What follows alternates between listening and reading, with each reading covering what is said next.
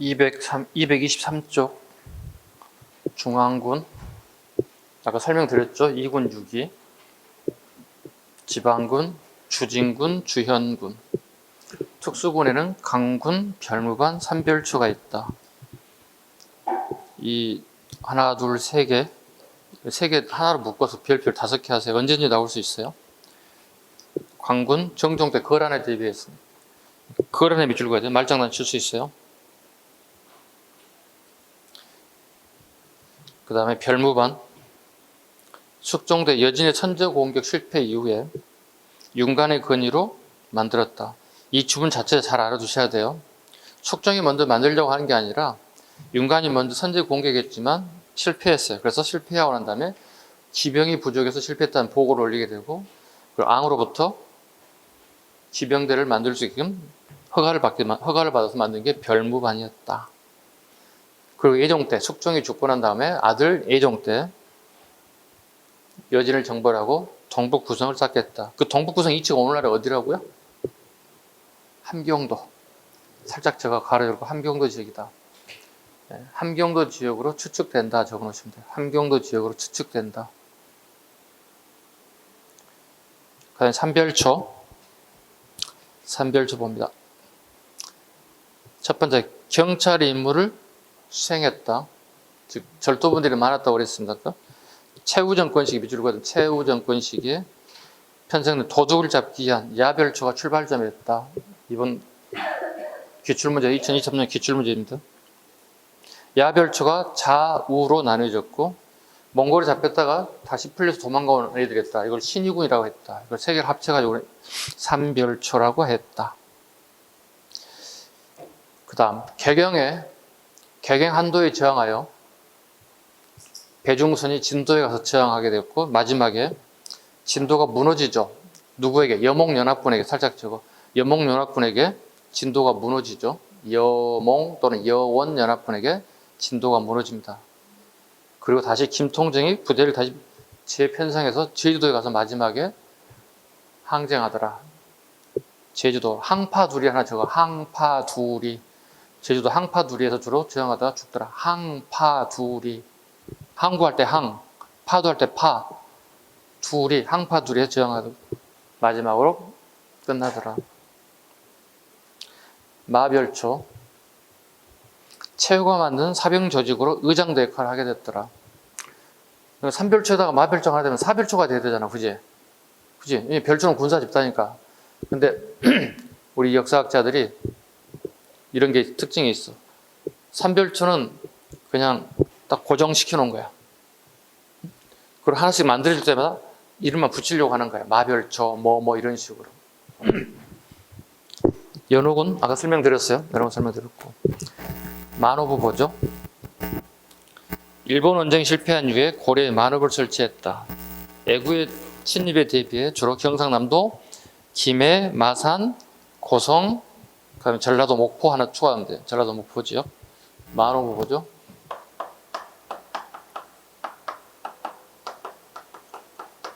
만호부, 천호부, 백호부.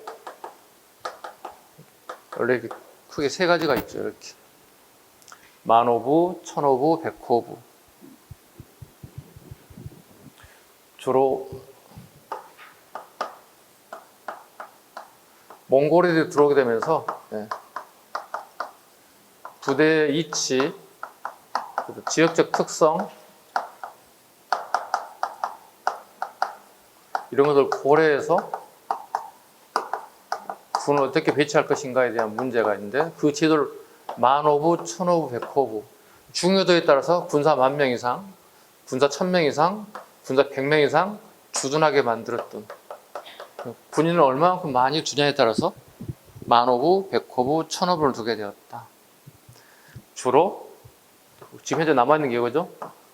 경상도 지역과 전라도 지역, 즉 해안을 끼고 있는 도시들이 주로 편제가 되어 있더라. 지금 나와 있는 김해, 마산, 고성 다 바닷가에 있죠. 김해, 마산, 고성, 김해, 마산, 고성, 추가적으로 목포도 하나 들어가면 될 것 같아요. 이런 동네들이 만호부가 있더라. 자, 근데 우리 21세기가 접어들었잖아요. 그죠? 21세기에 만호부, 천호부는 지금 현재 사라졌겠죠. 군사 주둔지가 아니죠. 그죠? 그래서 요즘에는 동네 이름으로 다 바뀌었어요. 뭐로 바뀌었을까요? 뒤에 동자 한번 붙이면 돼. 만호동. 그 다음 볼까요? 천호동. 그 다음에 백호동.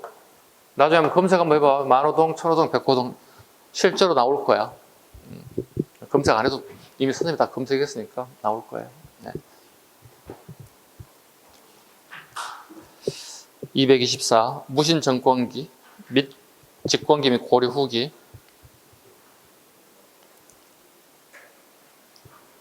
도방가죠. 경대승이 자신의 신변 보호를 위해서 100명의 사병을 토대로 만들었습니다. 최충원 때는 3,000명으로 재건되었고 최씨 정권의 무력 기반이기도 하였습니다. 뒤에 나올 건데 한번 미리서 가는 거예요.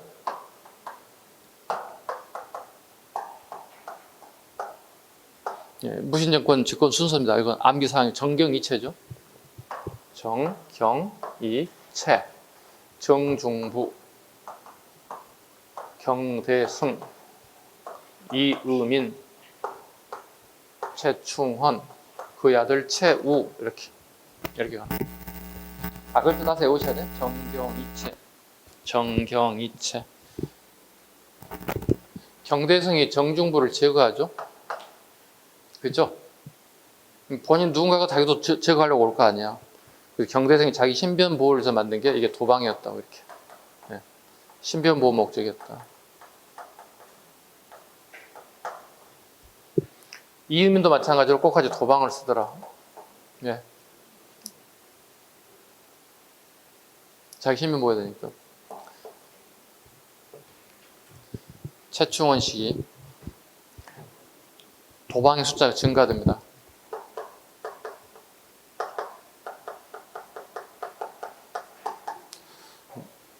이의민 시기는 도방을 빼겠습니다. 네, 이의민 시기 뺄게요. 네, 이의민 시기는 도방을 굳이 늘 필요 없을 것 같습니다.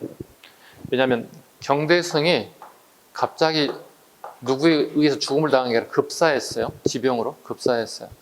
그래서 이의민이 이걸 그대로 물려받은 거야. 그러니까 굳이 본인이 도방을 만들 필요는 없으니까 삭제해 주기 바랍니다. 그리고 최충원 시기 이후에 최우가 정권을 잡죠. 네. 최우 정권 잡을 때 도방에 근무하는 인원 숫자가 늘어나기 시작해요. 이걸 6번 도방이라고 불러요. 같은 말로. 번이라고 하는 것은 당번이야. 당번. 근무한 사람을 얘기해. 당번이야. 6개 조로 만들어서 되게 꼼꼼하게 자기 집을 갖다 포위하고 속된 말로 쥐새끼 한 마리 들어가지 못하게 꼼꼼하게 1선, 2선을 다 이렇게 경계를 섰다. 6번 도방이라고 할 정도 숫자가 증가되기 시작하더라. 무신정권 또 할 거야, 이거. 맛배기만 한번 보자고, 이렇게. 다시 삼별초 갑니다. 경찰의 임무를 담당했다. 최우 정권 시기에 편생 도둑을 잡기 위해 야별초가 발전되었다. 야별초가 삼별초로 발전되었다. 시켜서 야경 경찰의 업무에서 점차점차 사병이 공병화되기 시작했다. 편성, 야별초가 좌우별초로 분화됐고 몽교로 잡혀갔던 얘들이 오기 신우균이 오면서 삼별초가 됐다. 항몽군, 개경한도 이후에 강화도와 진도에 배종선 장군, 제주도 김통정 장군에서 몽골이 저항하게 됐다. 이게 이제 삼별초가 좀 간단하지 않아요. 쉽지가 않아요. 삼별초라는 조직이. 그죠? 우리가 몽골에 저항하다 이제 결정적으로 항복하죠. 그죠? 더 이상 버틸 수가 없어서 몽골에 항복하는 겁니다. 몽골애들이 항복에 전제 조건이 있어요. 전제 조건이 있어요. 우리 강화도에 가면 고려 옛 궁궐터가 있죠, 지금. 가서 보신 분 계시죠? 그죠? 뭘 열심히 적으려고 하지 말고 좀 들어봐. 선생님 말을 들어봐. 강화에 고려 궁궐터 가서 보신 분. 야, 거짓말이라도 손 좀 들어줘. 옆 동네잖아요, 여러분들. 저 밑에 사람들은 강화도 아버지도 안 왔잖아. 강화도 어디 붙어있는지도 모른단 말이야. 책으로만 공부한단 말이야. 궁궐터가 언덕 위에 있어요. 그리고 거기에 주춧돌이 있었던 그 터만 남아있어요. 그러니까 강화도하고 개경과 진도의 특징이, 궁궐도 특징이 언덕 위에다가 집을 지었어요. 왜일까? 고려 왕궁터가 왕건이 살던 도시예요. 그러니까 왕건이 살던 송악산 밑에이기 때문에 거기에다가 어떻게 집을 지었던, 살았던 곳에다가 주변에 하나씩 하나씩 궁궐을 짓다 보니까 어떻게 자연스럽게 계단식으로 이렇게 올라가는 거야. 밑에 저 멀리서 봤을 때 어떻게 그 스케일이 어때요? 엄청나게 웅장하게 보이는 거야. 왜? 좌우 이렇게 촥촥촥 층층이 쌓이잖아요. 웅장한 스케일이 언덕 위에 지어서도 되게 스케일이 크게 보인다는, 그 스케일 그대로 고려 정통을 물려받기 위해서 언덕 위에다 집을 지어야만이 정통성이라 생각하기 때문에 강화도도 그렇고 진도도 그렇고 언덕 위에다 궁궐을 지었어. 자, 항복했잖아. 그러면 또다시 화가 나가지고 마음에 들지 않다고 강화 도망갈 것 대비해서 강화도에 있는 고려 궁궐을 갖다가 불태우고 개경으로 오라는 옵션이 그거예요. 조건이에요. 그래서 우리가 누가 태웠습니까? 그 옵션이 그기 때문에 할 수 있게 태웠다는 거예요. 태울 수 없어지는 거예요. 그럼 최소한 우리가 강화도에서 고려 궁궐터를 봤을 때 최소한 이 정도 상식은 있어야 돼요. 역사를 처음에 나오든 안 나오든 간에. 아니, 궁궐터가 좀 궁궐이 있었으면 더 좋았을 텐데 왜 없지? 아까 뭐라고? 항복하는데 뭐가 있다고? 옵션이 있었다고. 도망갈 걸 다시 재차 도망갈 걸 대비해서 불러 태웠다는 거. 됐죠? 자, 다시 갑시다.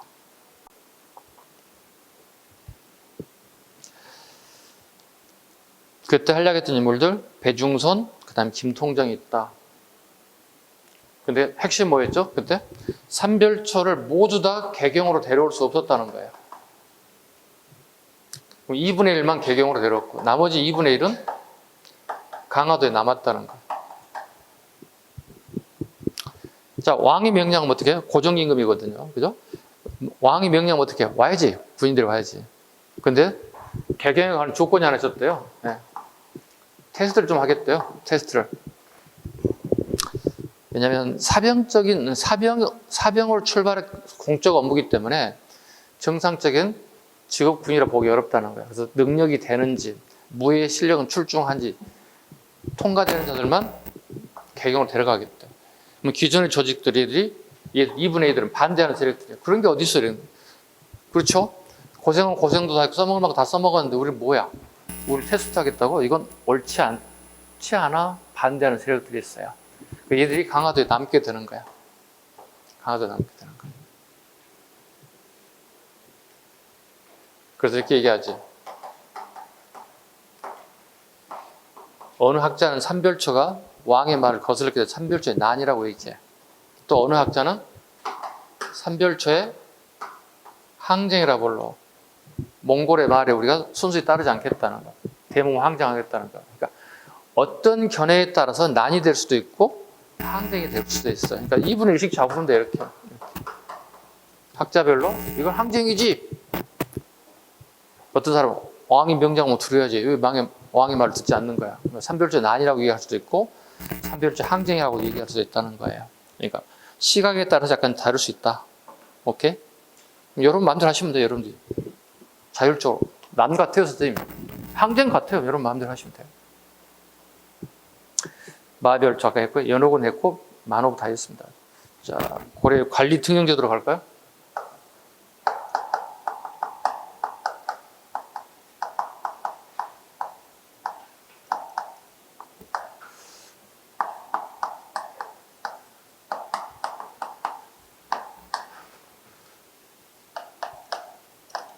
조선에 비해서 이 부분은 되게 출제 빈도가 낮다. 그러니까 과거 시험에 나오면 무조건 조선 건 거의 대부분이다. 99%가. 근데 1%를 위해서 책을 잠깐 보자고요. 과거제 갑니다. 법적으로 양인 이상은 응시 가능하다. 양인이 밑줄 긋습니다. 네. 법적으로 양인은 무조건 가능하다. 처음에는 제술과 명경과에는 주로 기적과 향리의 자제가, 여기 향리는 아까 얘기했지만 상층 향리라고 적어야 돼. 앞에 가로 적어, 양가로 적고 상층 향리라고 적어야 돼. 아까 이미 수업했어요. 향리의 자제가 응시 가능했다. 작가에는 농민들도 응시 가능했다. 작가는 요즘 말로 좀 기술직이야. 뭐 건축, 토목, 뭐 화공 뭐 이런 것들 얘기하는 거야. 예, 농민들도 가능했다. 음서제, 공신, 종실, 오품 이상의 고위 관료와 자손 등은 과학을 거치지 않고 간직에 진출하였다. 오품이 동그라미 치면 돼. 아까 설명드린 조선의 몇 품이라고 그랬지 아까? 이품. 고려 훨씬 더 강범위였죠. 음서의 연령은 18세로 규정되어 있다. 18 동그라미. 대략 15세를 전후에 취임하였으며 10세 미만은 음직을 받는 경우도 있었다. 또한 조선시대와 다르게 음서 출신은 승진의 한계가 없었대요. 능력에 따라서 고위 간직에 갈 수도 있고 또는 능력이 떨어지면 밑으로 떨어질 수도 있었대요. 그래서 고려의 가장 큰 장점 중에 하나가 음소로 간 애들이 훨씬 더 빨리 고속 승진했다는 거예요. 아버지 벽으로. 문과갑니다. 재수록, 진사과라고도 합니다. 문학적 재능으로 선발, 명경업보다 중시하였습니다. 훈구학의 영향을 받았습니다. 합격자를 진사라고도 합니다. 명경업, 생원과라고도 하고요. 유교 경전지 능력에 따른 5경의 시험 과목입니다. 재수록과 명경업 두 가지 있더라. 이건 같아요. 조선도 같아요. 조선도 꼭 같아요. 재수록과 명경과로 나뉘어져요.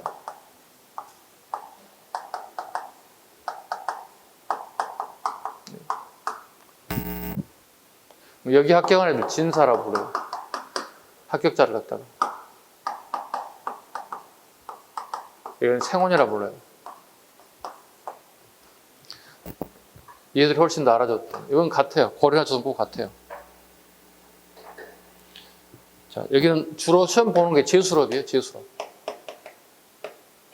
재수럽이에요. 시험 문제 이렇게 던져보겠습니다. 오늘날 21세기에 고려에다가 문제를 한번 던져볼게요. 그럼 여러분들이 글을 쓰면 되는 거야. 일종의 논술식이야. 이 논술은 뭐가 될까요? 가장 기본적인 어떻게? 내 공부를 되게 많이 해야 되는 거예요. 그걸 나의 생각을 글로 쓸 수 있어야 되는 거예요. 오케이? 가장 대표적인 게 뭘까요? 지금 현재 세계적으로 가장 큰 문제가 전쟁 문제죠. 러시아 우크라이나 전쟁이 항상 발생. 이거에 대해서 논하시오 소설하세요. 저는. 국내 문제 지금 되게 시끄러운 문제 하나 지금 현재 잼버리 문제죠. 보이스카우트 애들 그죠? 잼버리 문제 국가적인 큰 이슈가 돼버렸죠. 환경이 안 좋은 데서 어린 청소년들 갖다 숙박을 하게 되는. 요거에 대해서 소설하고 논하세요. 본인 생각을 적어보세요. 이렇게 재수로. 이건 뭐죠? 명경이잖아요. 이건 유교 경전을 테스트하는 거예요. 유교 경전을 테스트하는 거예요. 그래서 고려나 조선 공통적으로 이거 훨씬 더 알아줍니다. 여기 합격한 사람 진사, 여기 합격한 사람을 생원이라고 불러요. 진사시 합격했다, 생원시 합격되었다. 가장 1차 시험이라 보시면 돼요. 그래서 생원과 진사는 관직이 아니에요. 부르는 명칭이에요. 1차 합격하는 애를 부르는 명칭이에요. 자, 그런데 이렇게 할 수도 있지. 선생님 집이 인천인데 지방의 인천 지방에서 보는 선생님이 진사시 합격했어요. 그리고 다시 중앙에 오늘 다시 시험을 봐야 돼요. 그런데 안 가도 돼요. 왜? 우리 집에 돈도 많고 곡식 창고에 곡식도 되게 많아. 굳이 가고 내 실력을 테스트 받고 싶지 않아. 자존심 상해. 안 가도 되는 거야. 근데 사람들이 어떻게 선생님의 김씨일성을 따서 김진사라고 부른대요. 그래서 김진사 때 부른다는 거예요. 일종의 명예직이에요. 안 가도 돼요. 네, 권력 싫어요. 관직 나가는 싫어요. 누구 지시받고 싫어요. 그냥 안 가도 돼요. 네. 생원과 진사에 대한 조선은 그대로 같이 옵니다. 더 알아주는 거 어디라고요? 진사실 더 알아준대요. 재술과 합격자를 더 알아준대요. 왜? 여기는 유교 경제만 달달 외워서 막 쓰면 되는 거야. 잡과 갑니다. 산술, 글씨, 의업 10종류가 있었던 정도. 승과. 특이하게 승과가 있죠. 승려들에게도 법계를 주죠. 예비시험으로 각 정포에 선발되는 종선을 거쳐 대선을 치렀습니다. 선정시와 교진 30명을 선발. 30명 선발. 대덕이라고 하는 초급 법계가 준다. 네. 교정도 선정도 모두 다 1차 합격자를 대덕이라고 하는 법계를 준다. 대덕만 밑줄 그어봐. 대덕. 1차 처음 합격자들 대덕. 그럼 이렇게 물어본다. 선생님, 그럼 조선시대는 승가가 없을까요? 물어본다.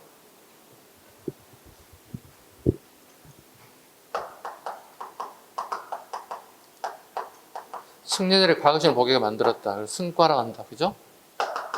고려는 존재했대요. 그죠? 그러면 조선시대에 승가가 있냐고 물어본다고. 없다고 얘기하는 게 맞아요. 그러나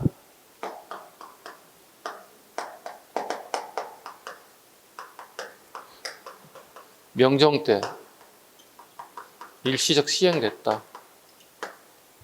오케이?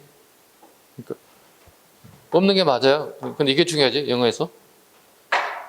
그러나 명종 때 일시적 시행된 게 있다. 더 유명한 사람 누가 있나요?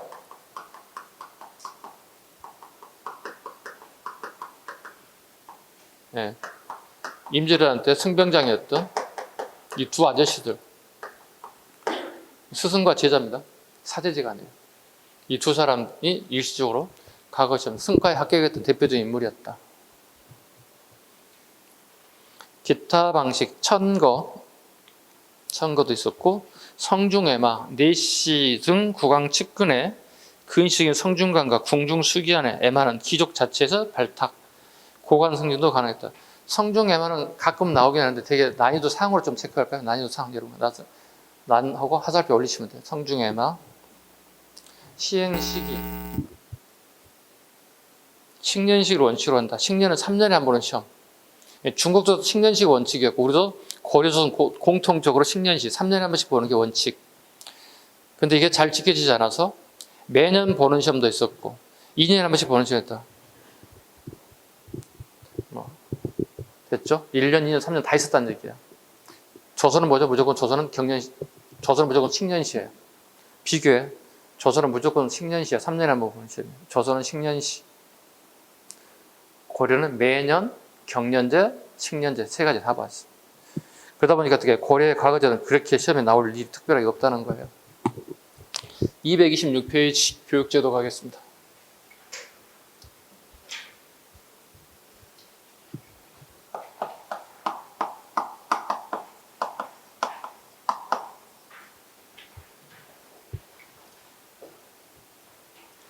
어려운 거로인데 양이 되게 많죠?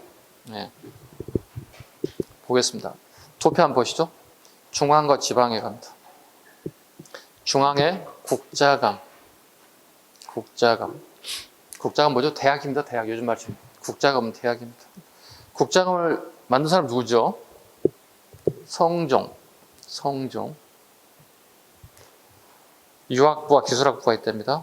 유학부 국태사. 국자학, 태학, 사문학. 3품 이상, 5품 이상, 7품 이상의 자제들. 기술학부, 유학, 서학, 산학. 유학은 요즘 치면 대학교의 법학과 정도 되겠다. 산학은 대학교의 수학과 정도 되겠다. 서학이 문제인데 서학, 글 썼자니까 글을 쓰는 과, 뭐 국어국문학과라든가 뭐 문창과라든가 뭐 이런 과가 되지 않을까 선생님 생각입니다. 지방의 향교.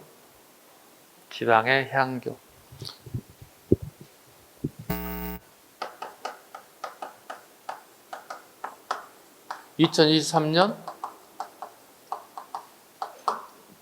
기회직 시험에 나왔습니다.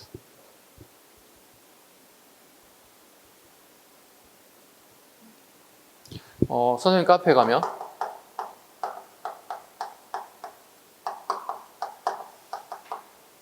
모르는 사람들 위해서 적어드리겠습니다. 네. 로그인해서 다운받으셔도 돼요. 해설까지 다 달아놨으니까. 그 주말에 뭐 하지? 할 게 없나? 공부는 하기 싫고. 뭐 기출 없나? 그래서 주말에 할 게 없으면 우리 금년에 받은 시험들 좀 법원직, 그 다음에 계리직, 기상직도 한번 해볼까 생각하는데 기상직이 좀 어려울 것 같은데 그래도 금년에 봤던 시험 문제 하나씩 다운받아서 제가 해설 하나씩 달고 있습니다.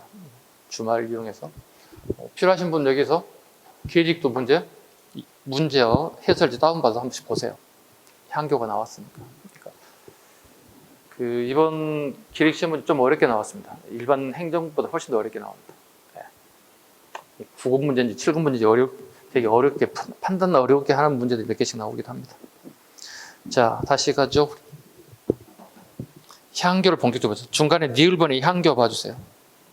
지방 국립교육기관, 지방의 몇 줄, 국립의 몇 줄. 지방관리와 서민의 자제에 대해 교육을 시행한 게 향교다. 전국에서 설치한 게 향교입니다. 이걸 틀린 사람들이 있어요. 네, 꼭 있어요, 이게. 네. 인천에 향교가 있나요, 없나요? 인천 광역 시민 여러분, 대답해 주세요. 인천에 향교가 있나요, 없나요? 있을까요, 없을까요? 있어요, 없어요? 없어요. 없대요, 사람은. 본 적이 없어요. 본 적이 있는 것 같대요, 이분은. 본 건 없는데 뭐 들었거나 살짝 지나가면 차 타고 봤거나 있어요. 아니, 전국에 있는 인천 같은 큰 도시에 향교가 없다면 말이 안 되잖아. 네, 있어요. 인천에 향교 있어요. 오케이? 향교 있어요.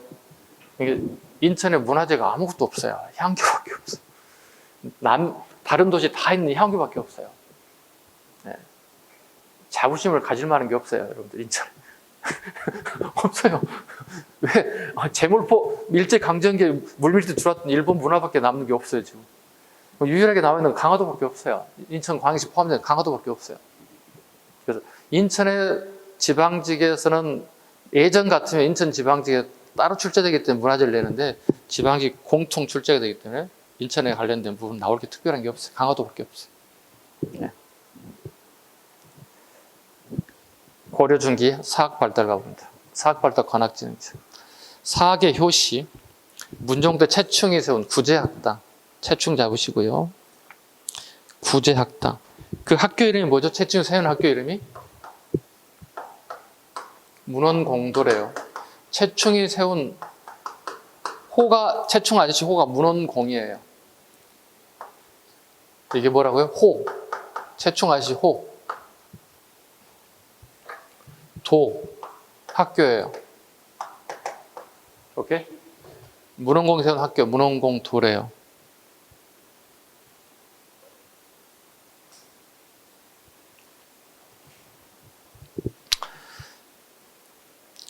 구제학당에 국영과 삼사를 가르쳤대요.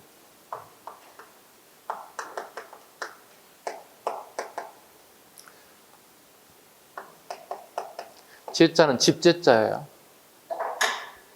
문헌공이 세운 학교에 건물이, 이와 같은 건물이 몇 개 있다는 거죠?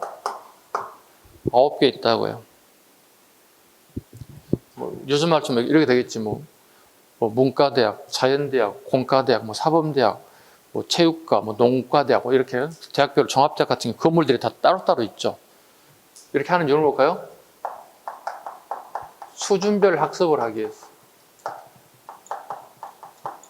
수준별 학습의 목적을 가지고 있어서 요즘에는 전공별로 수업을 하기 때문에 건물이 따로따로 있겠죠. 대학에 가보시면, 그죠?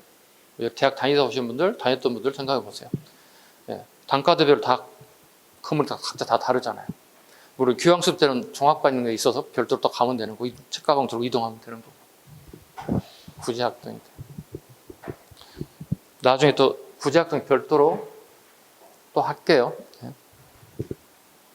12공도 개경의 지공고 고관 출신들이 설립하게 되었대요. 개경의 지공고 고관 출신. 그 지공고라는 단어가 좀 생소하신 분들이 계실 겁니다. 지공고란 광어 시험을 총괄하는 사람을 지공고라 불러요. 이거 중국에서 가져온 제도예요. 중국의 제도예요. 이걸 고려가 이걸 수용했다는 거예요. 그렇다면 조선은 이걸 수용했냐 물어본다고. 수용하지 않아요. 조선은 수용하지 않아요. 왜? 이 지공고 제도는 되게 안 좋은 제도예요. 쉽게 얘기해서 안 좋은 제도예요. 네. 왜냐하면 이게 뭐가 되냐면 스승과 제자 관계가 돼. 합격자와 지공고는 스승이 되고 합격자는 제자가 돼요. 제자가 돼요. 한 번도 저분한테 수업을 들은 적이 없는데 스승님이라 불러야 돼요. 한 번도 가르친 적이 없는데 제자가 돼야 돼요. 쉽지가 않잖아요, 여러분들이. 여러분 선생님 부를 때 어떻게, 선생님 이렇게 부르지. 아저씨 이렇게 부르진 않잖아요. 전혀 우리가 얼굴 뵌 적이 없다면 도로에 가서 어떻게, 아저씨 길 좀 비켜주세요. 이렇게 얘기하겠지. 근데 얼굴, 서로 간에 익숙한 얼굴 상태에서 시내에서 만나서, 선생님 안녕하세요. 무슨 일로요? 이렇게 인사하는 걸 만든 거잖아요. 아저씨 여기 무슨 일로 왔어요? 이렇게 건들건들 할 수는 없잖아요. 스승과 제자 관계가 됐기 때문에 어떻게 부패할 수 있다는 거예요. 부패할 수 있다는 거예요. 청탁 관계, 청탁 관계. 뭐 인사 청탁이 될 수도 있고, 뭐 사건에 대한 청탁도 있을 거고, 뭐 인허가에 대한 청탁도 있을 거고, 조선시대는 이걸 받아들이지 않습니다. 영향, 관학인 국자감이 쇠퇴할 수밖에 없습니다. 왜? 사학이 가가 합격자가 많이 배출되기 때문에. 여러분 생각해 보세요. 여러분 지금 현재 초등학교, 중학교, 고등학교, 대학까지 나오신 분, 다니다 오신 분들 되게 다양하죠. 왜 왔습니까, 여기? 대학 학력 가지고는 합격하기 어렵다는 거예요. 왜? 자기 전공 과목은 배웠기 때문에. 그렇잖아요. 근데 지금 현재 여러분 커리큘럼 내에 배우는 과목이 각자 다 다르잖아요. 국어, 영어, 한국사, 뭐 행정부, 행정학, 교육학, 기술 같은 경우 뭐 건축, 토목 뭐 다 다양하잖아요. 전문화된 교육을 별도로 받아야 돼요. 그래서 여러분들이 이런 수업을 통해서 빨리 실력을 쌓아서 그렇잖아요. 2학 한 거 빨리 학교 나가야지. 그죠? 2년, 3년 할 게 아니잖아요. 빨리 1년 만에 끝내고 나가야지. 원 이유가 여기 있습니다. 빨리 합격하기 위해서. 똑같습니다. 그래서 관학인 국자감이 쇠퇴해요. 요즘 말처럼 어떻게 서울대학교 학생들이 안 간다는 거야. 왜? 노량진에서 공부한 학생보다 합격자가 더 떨어진다는 얘기야. 국자감에. 그럼 국자감에 요즘 서울대학교 학생이 안 오면 어떻게? 비상이지. 그럼 서울대학교 교직원과 교육부 직원들이 노량진에 와. 도대체 학생들이 왜 국자감에 안 오지? 왜 여기 노량진에 더 와 있지? 또 각 지역에 있는 고시학원에 다 와 있지? 와서 봤더니 이러한 것들이 서울대학교 부족해. 국자감이 부족해. 국자감에다가 필요한 부분을 가져다 도입시켰다. 이걸 면 관학진흥책이라고 불러.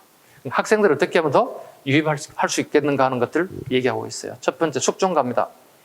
국자감에 서적포란 출판사를 설치해야 돼요. 서적포 알아야 돼요. 네.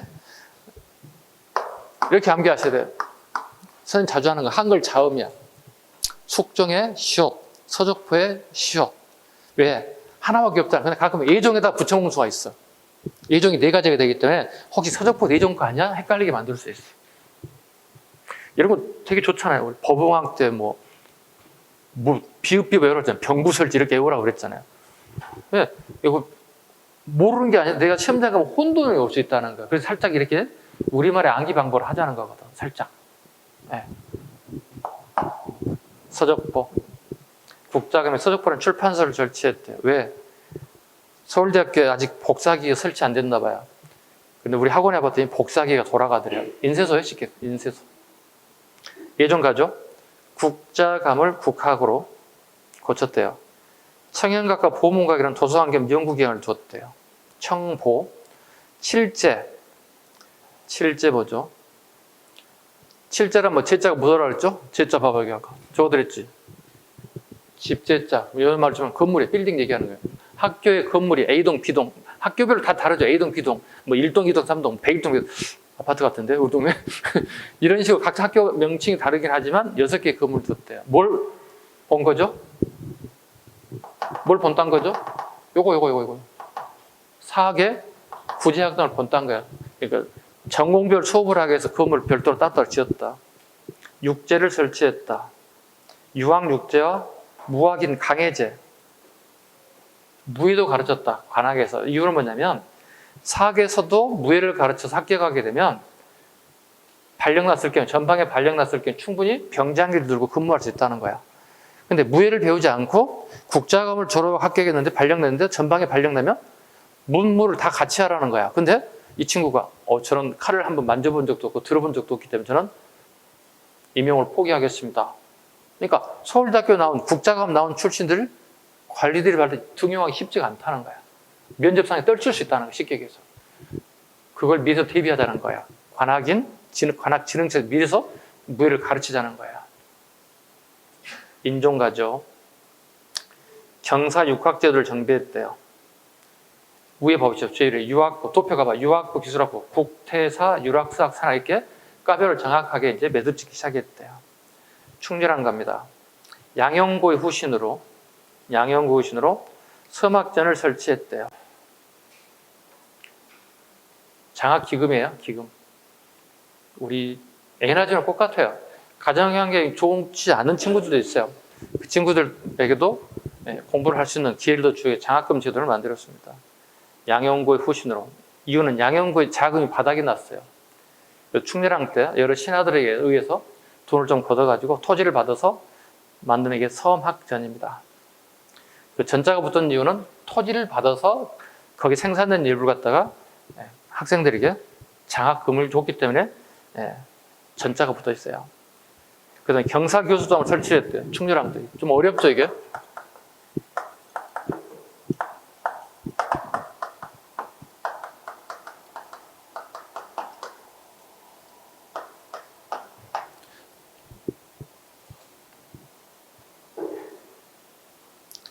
경사교수도관 보겠습니다. 이분 열받았나 봐요. 무슨 문제가 하나 있었나 봐요. 열받았어요. 이렇게 오셔도 돼요. 열받았나 봐요. 충렬왕 때요. 아까 우리 잠깐 앞 시간에 배웠던 것 중에 하나가 고려의 과거제도가 두 가지 시험이 있다고 그랬죠. 뭐뭐 있었죠? 얘기해 보시죠. 응? 아니, 10년시, 3년에 한 번 본 시험을 10년시라고 불러. 이건 3년에 한 번 보는 시험이야. 종류 두 가지 얘기라고. 시계에서 진사시와 생원시 이렇게 있다고 그랬잖아. 그지? 얘를 주로 보는 게 뭐예요? 아까 얘기했다시피. 세상 돌아간 얘기 글로 적으란 얘기야. 전쟁에 대해 어떻게 생각하세요? 요즘 뭐 잼버리 문제 되게 복잡하다는데 이거 어떻게 생각하세요? 글을 공부 되게 많이 읽어야만이 자기 생각을 피력할 수 있다는 거야. 뿐만이 아니라 어느 책에 이런 문구가 있는데 이걸 인용구로 써먹을 수 있잖아요. 책을 많이 읽어야만이 인용구로 쓸 수 있는 거잖아요. 이건 뭐야? 유교 경전과 역사를 공부해서 나의 실력을 태수받는 거예요. 오케이? 이거 뭐죠? 시사적인 거, 정치적인 거 되게 다양한 문제들이 출제될 수 있다는 거예요. 책을 굉장히 광범위하게 많이 읽어야 된다는 얘기거든. 근데 지금 어떤 걸 더 알아준다고 그랬죠? 사회적으로? 행원시를, 진사시를 더 알아준다고 그랬잖아. 그럼 이게 문제가 뭐예요? 그러면 유교 경전과 역사 공부가 유교 경전 역사 공부를 어떻게 할까? 열심히 할까? 소홀히 할까? 소홀히 한다는 거예요. 그런데 충렬하게 봤을 때는 정작 중요한 것은 이런 다양한 문제가 아니라 유교 경전과 역사가 훨씬 더 중요하다고 생각한다는 거야. 오케이? 봐봐. 유교 경전과 역사가 더 훨씬 중요하다고 생각한대요. 그래서 교수, 선생님들을 선발해서 파견하는 이걸 가르치는 교감, 임시관청을 만들었대요.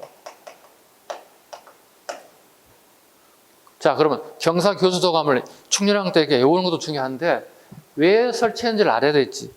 자, 공부하는 목적은 과거 시험을 패스하는 목적이 우선이겠지만 공부하는 수험생이라면 충렬하게 봤을 때는 정작 중요한 것은 시사적인 문제보다 더 중요한 것은 오리지널 유교 경전과 중국 역사예요. 우리 역사 아니에요. 얼마나 어렵겠어요. 제가 중국에서 조금만 얘기해도 여러분 막 힘들어 하시잖아요. 우리 것도 어려워 죽겠는데 중국까지도 해야 되나? 이거 했다고. 정작 중요한 건 이건데 여기에 다 사람들이 함몰돼 있다는 거야. 그래서 필요한 선생님을 양성해서 여기 파견하기 시작했다. 이거 경사교수도감이라고 불러요. 애우지 말라고, 이해하라고. 경사고등 충렬왕이 열받아 만든 이유는 뭐라? 정작 중요한 걸 못 빠뜨리고 있더라? 유교 경전과 역사를 등한시하더라. 그래서 선생님을 모집해서 파견하기 시작했다. 이걸 경사교수도감이라고. 글자 길어진다고 던지면 안 돼요, 여러분들이. 이해하면 충분히 이해할 수 있어.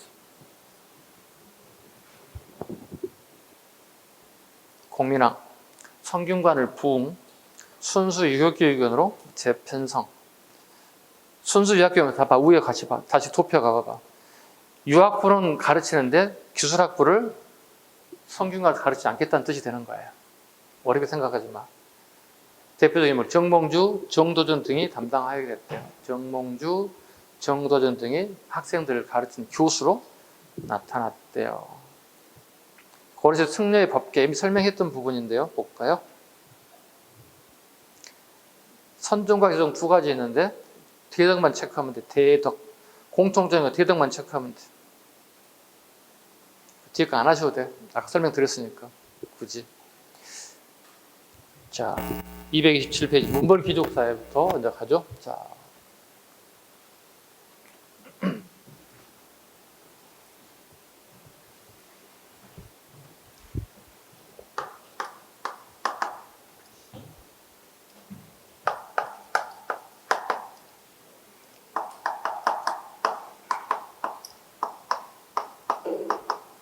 자, 고려 집권 세력 봐봐. 제일 먼저 권력을 잡았던 애들이 뭐죠? 왕건 같은 애들 가도 호족이라고 했지. 얘들이 권력을 잡았죠. 호족이 지배하는 시대. 점차 얘들이 권력을 잡죠. 문벌 귀족들이 권력을 잡기 시작해요.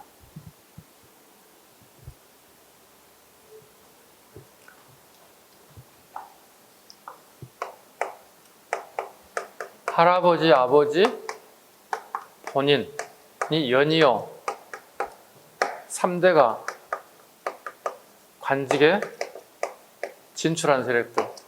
방법은 과거 시험을 보는 방법도 있고 아버지 빼고로 가는 경우가 있어요. 어떤 수단과 방법을 가리지 않고 3대가 연이어서 관직에 나가는 세력들을 문벌 귀족이라 불러요.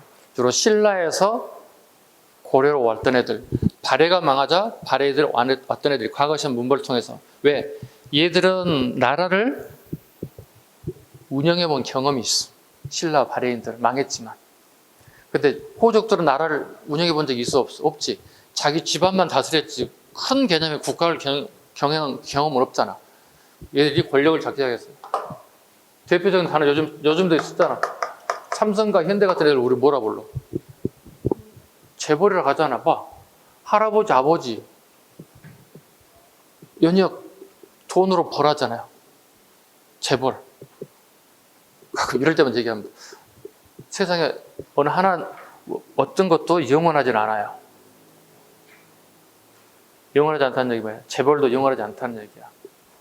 흥하기도 하고 망하기도 하고 이 용어 자체가 없어질 수도 있다고. 훗날 언젠가는. 아니 우리 지금 현재 문벌 규제라는 용어 안 쓰잖아. 영원할 것 같았지만 그 문벌 규제라는 용어 요즘 안 쓴다고. 그럼 재벌도 마찬가지겠지. 영원할 것 같죠 지금 현재. 근데 그게 100년 뒤에 될지 1000년 뒤에 언제는 모르겠 언제 될지 모르겠지만 영원한 건 없다고. 항상 우리 모든 게. 우리 사람도 영원한 게 없고 제도도 영원한 게 없다고. 문벌 규제 권력을 잡았다고. 근데 이네들이 잡으면 정치를 잘하면 좋은 텐데 이게 되면 이제 부패가 되는 거야. 부패돼. 새로운 세력이 와서 새로운 어떤 물결도 넣고 새로운 뭐 바람도 넣어야 되는데 이게 안 되면 그거 물이 고이게 되면 썩게 돼 있어. 무신 권력을 잡았던 애들이 빼앗아버려. 무신 애들이 권력을 빼앗아버려. 근데 무신 정권도 똑같이 어떻게 해요? 얘도 부패해요. 똑같이 부패합니다. 그리고 나라를 빼앗겨 버렸어요. 몽골에게. 몽골의 지배를 받게 됐어요.